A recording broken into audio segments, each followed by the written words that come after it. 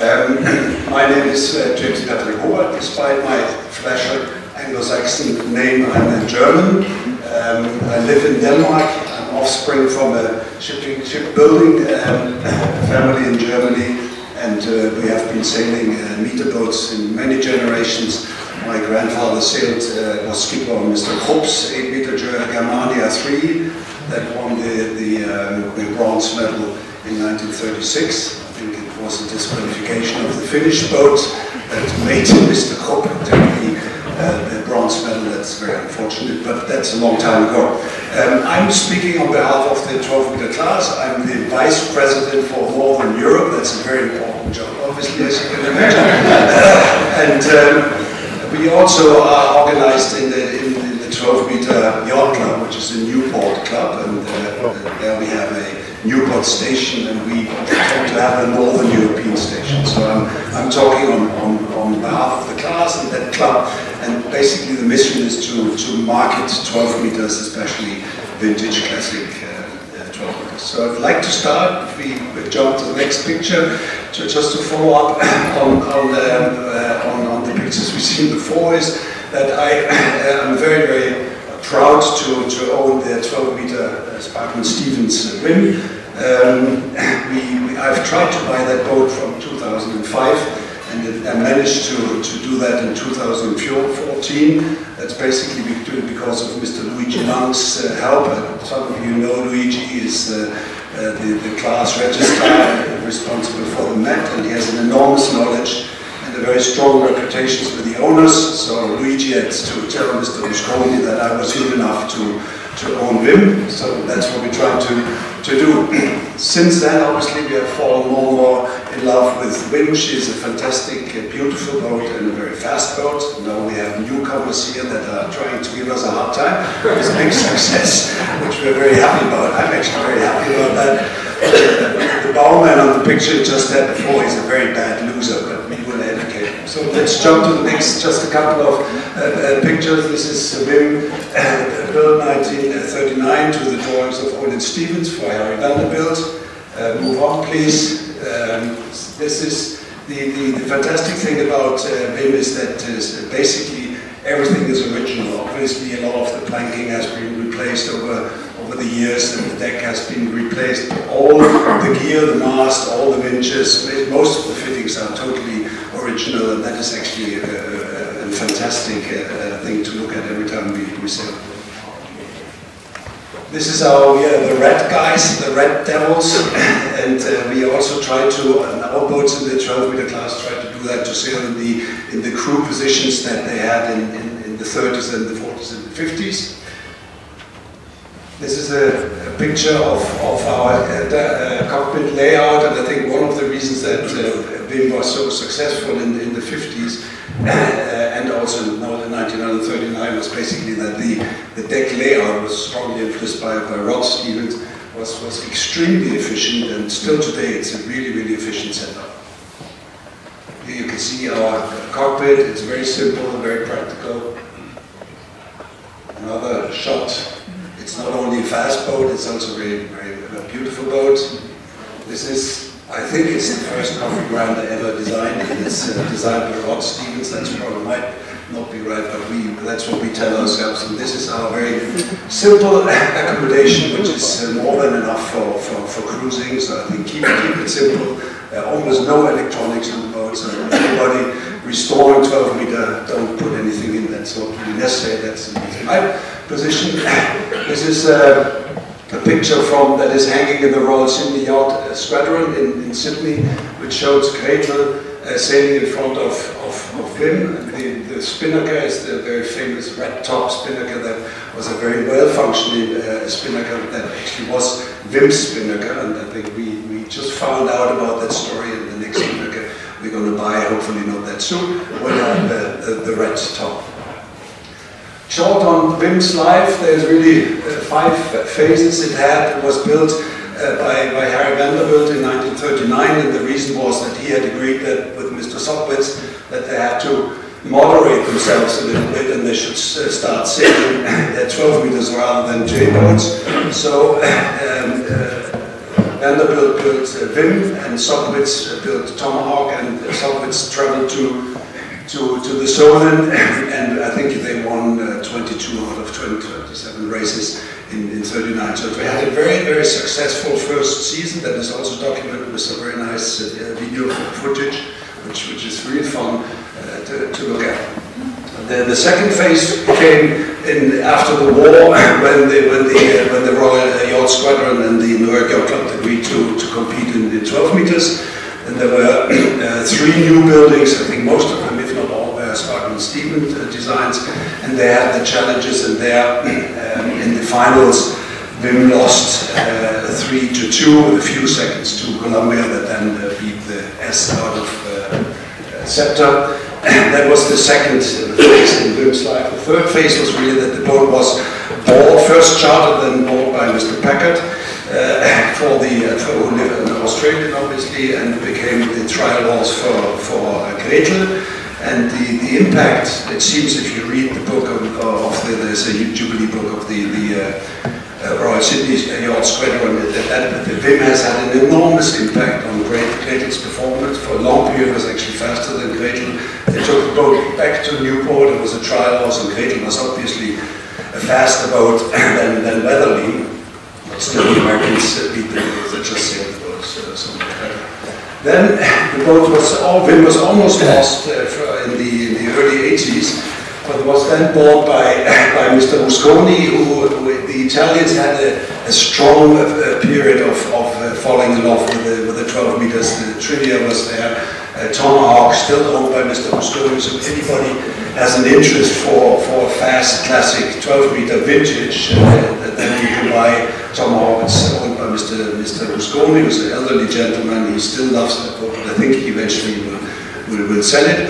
And there was a period where in Italy these boats were competed and campaigned quite intensively. Unfortunately for Vim, Mr. Mosconi, who owned Sintra, was a gaff rig pro, and Tomahawk and Vim loved Tomahawk more.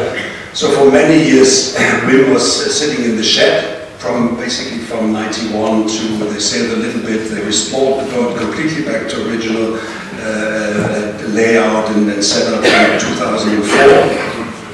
And then in 2014, we were so lucky to be able to buy the boat, and now from my point of view, obviously, it's now paradise on earth for Vim, because we sail the boat very intensively, we campaign in regattas, we cruise in the boat, we do corporate entertainment. I think last year we did 3,500 nautical miles, and the boat was active on 150 days or so. So we really use the boat, and I think that's the right thing. Obviously, the level of maintenance increases slightly with the intensive usage, but if you have a boatsman, it makes sense to sail quite a bit. Okay, so Renaissance. Why don't we talk about the Renaissance?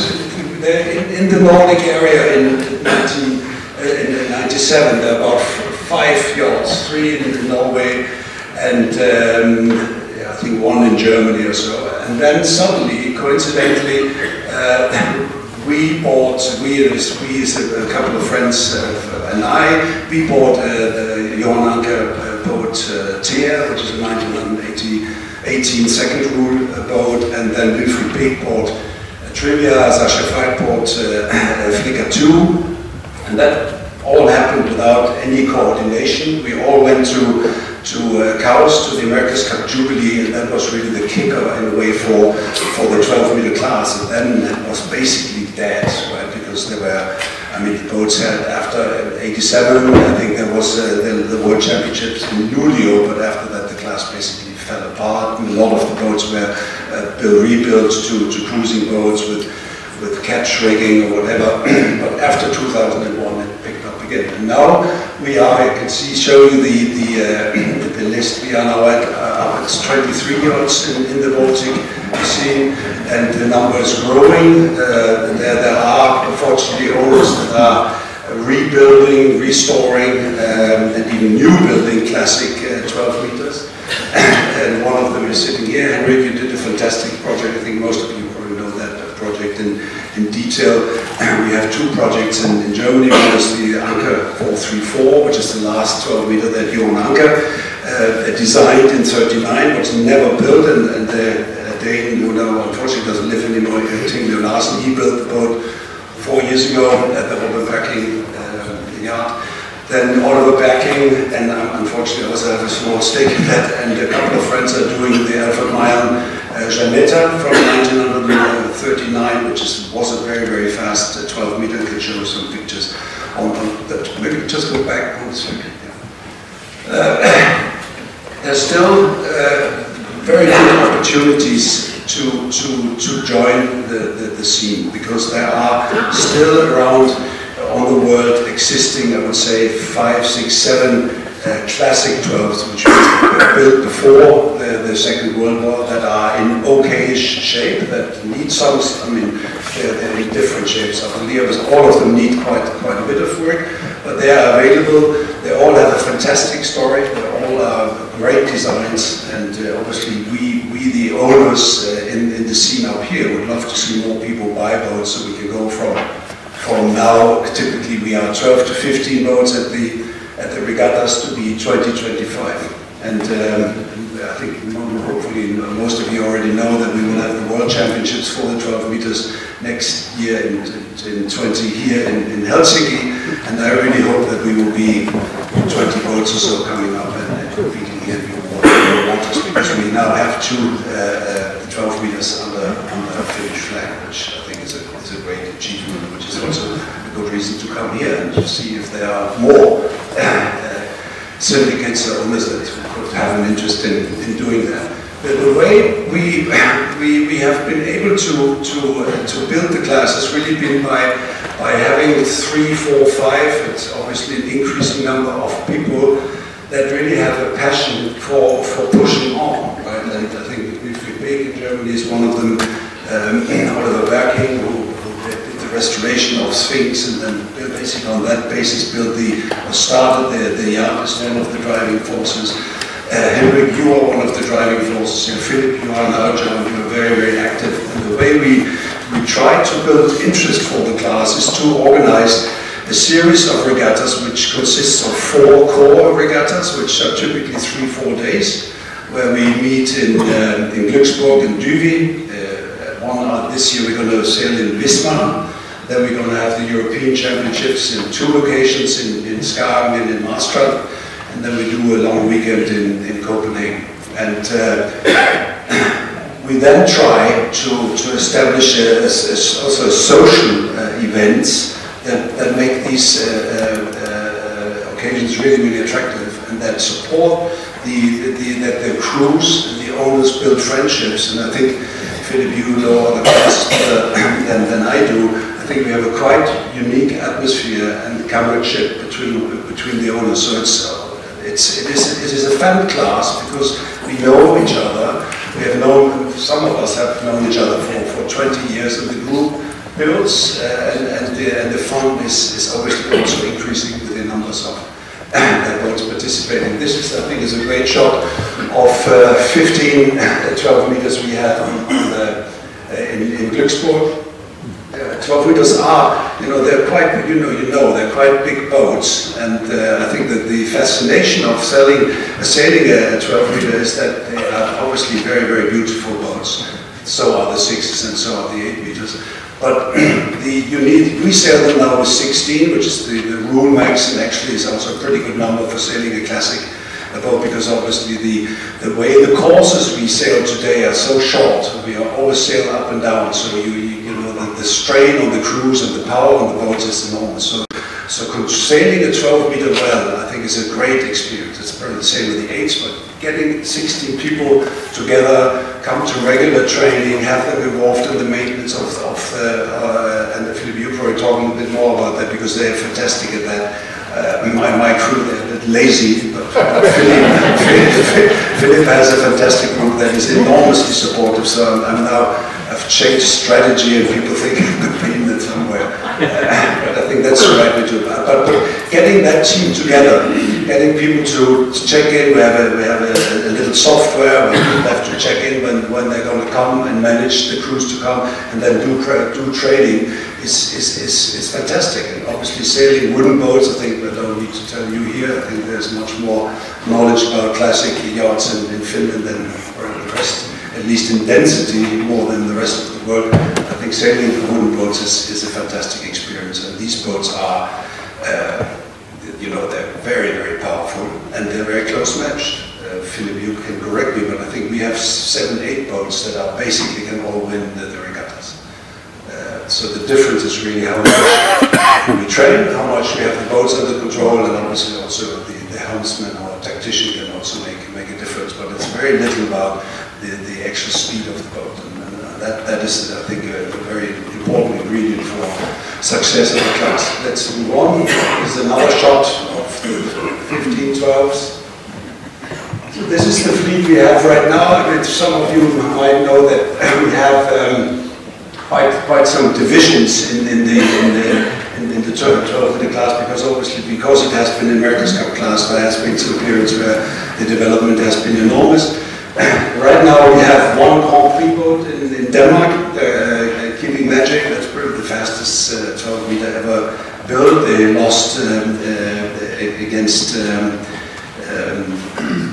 Dennis, no, not Dennis Cohen, against the whoever. Well, they lost because they didn't sail well enough. That boat is now based in Copenhagen. We are very open. They start with us. The Americans don't do that in Newport. Every division starts for themselves, but I think we think it's fun to sail with them. Obviously, they have a higher pitch and it's a slightly higher speed, but you know, if you've done that a year or two, then everybody has had a problem with Kiwi Magic. So over time, it's really flattening out. So now, in the beginning, there was a lot of pressure on me to say, well, they should start later or earlier or whatever. But I think everybody accepts now that they basically start with us.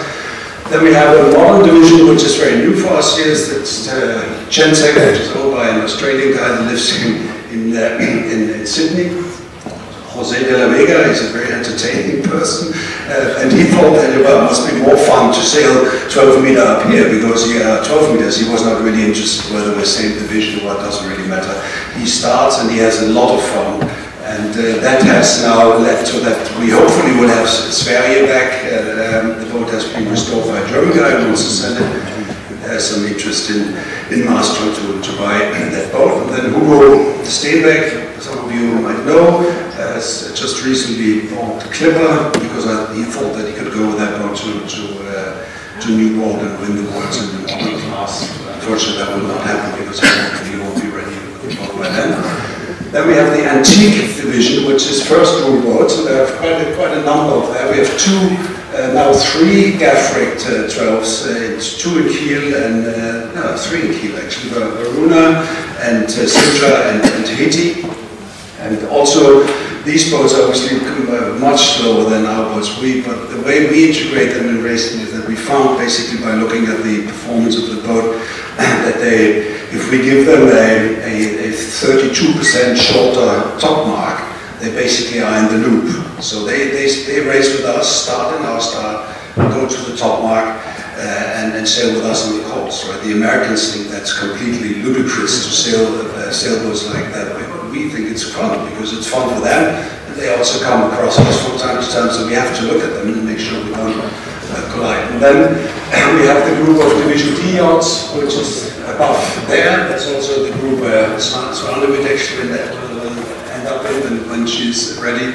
And that's where we really have the really intense competition.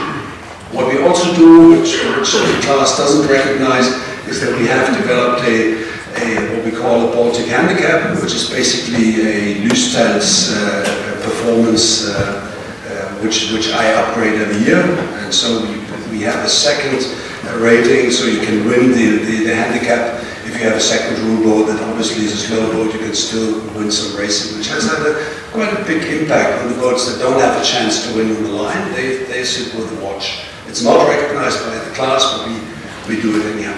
So this is where we are right now. There are pending arrivals, is the boats that I would really like to see come here very soon, and that is Northern Light, which is a sister ship to Nayala, which is Mr. Datelli's classic 12 meter.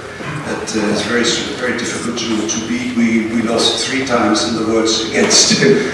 He's obviously sailing with his numerosity, but it's actually great fun to sail against a totally professional team. And they actually show some respect for what we are doing, right? They still need to win because otherwise they're going to lose their damn job. But at least they are very talkative and they say, well, guys, you say the boat's quite well, which we obviously are very proud of. So that's Marvel's sister. There's Tomahawk, which is Charles Nicholson's boat that's sitting in the shed and has been sitting in the shed for many years, owned by Delio Scoldi. He says he doesn't want it. That boat is actually okay standard. I mean, it's not a total renovation. And there's Gleam, a Clinton crane boat, also owned by Elizabeth Tiedemann. She is the widow of Bob Tiedemann, who was a very important person for the 12-meter class in Newport. Okay.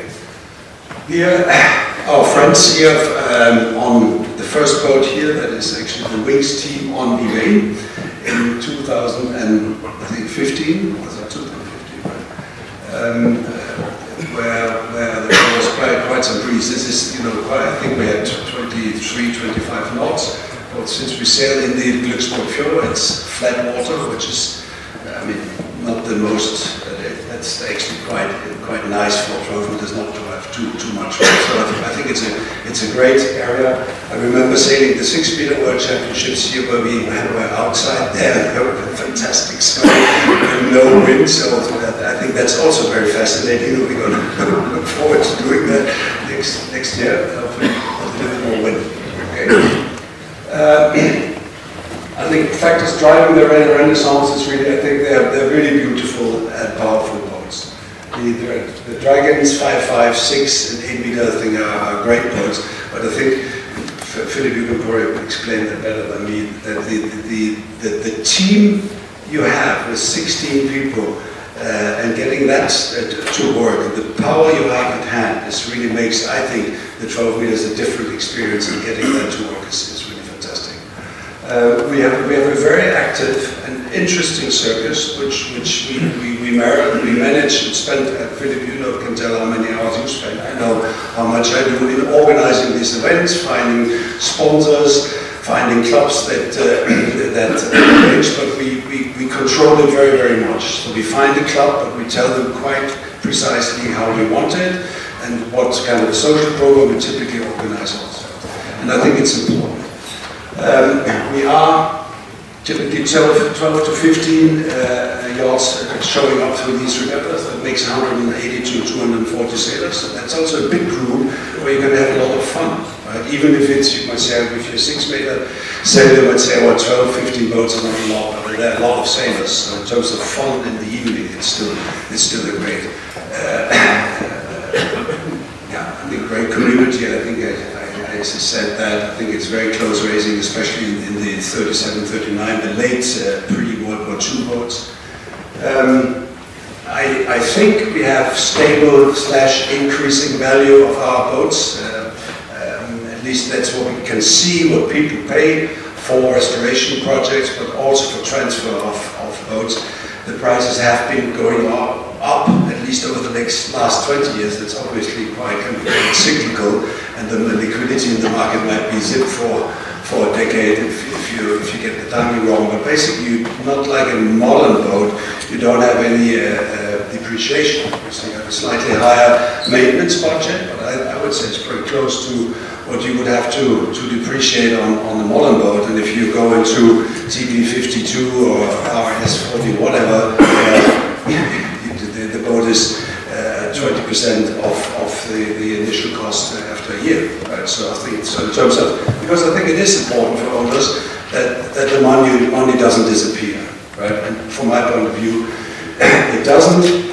I also think that the running costs of the budget we have to contain the boats is absolutely surmountable compared to big boat racing, right? Especially if you look at class like the Dragons, that where you, if you want to be in the truck 30, you need probably at least 2 professionals, and if you are too bad at health, but you need to go on the dock yourself, right? So we don't do that.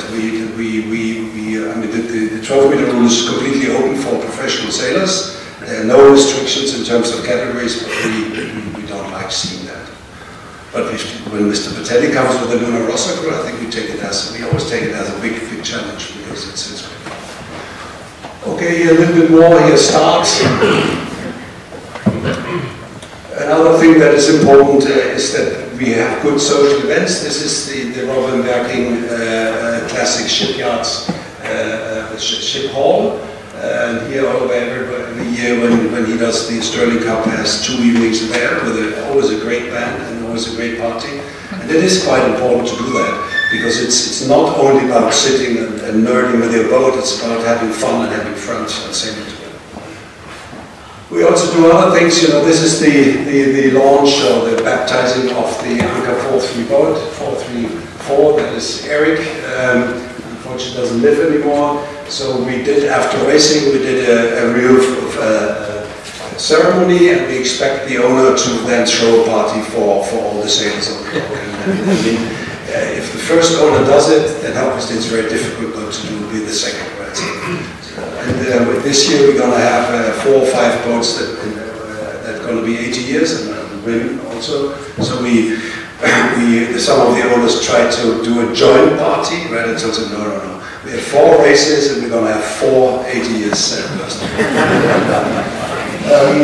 As said, I think the ultimate proof of Renaissance is that there are owners that do quite substantial investments in either doing major restorations like Blue Marlin, or build a new boat. This is the Anchor 434 that was never built, and this was built to the old drawings, completely original in Oliver's yard. You can see quite an impressive view. This is another project that Oliver, we found this boat. We knew that Janetta had been a very, very fast boat, and we tracked it and we found it in the Canadian Fort, close to Victoria, close to Vancouver. It was down on the bottom, and unfortunately very deep, and we had divers down and concluded that there was no reason to take it up carefully.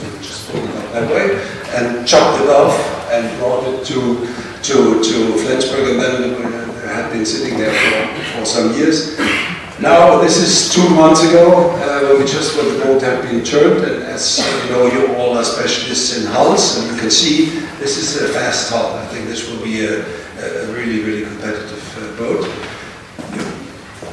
This is how we built it, and we turned it around, which I don't think has been done very often with 12 meters. The saving in hours compared to Anchor 434 that was built traditional was 25% in the hours in setting it all up and doing the planking, which is quite a remarkable big number. So this is a shot. She's almost ready now. She will be launched on the 8th of April. So here a little clip from sailing in Kiel.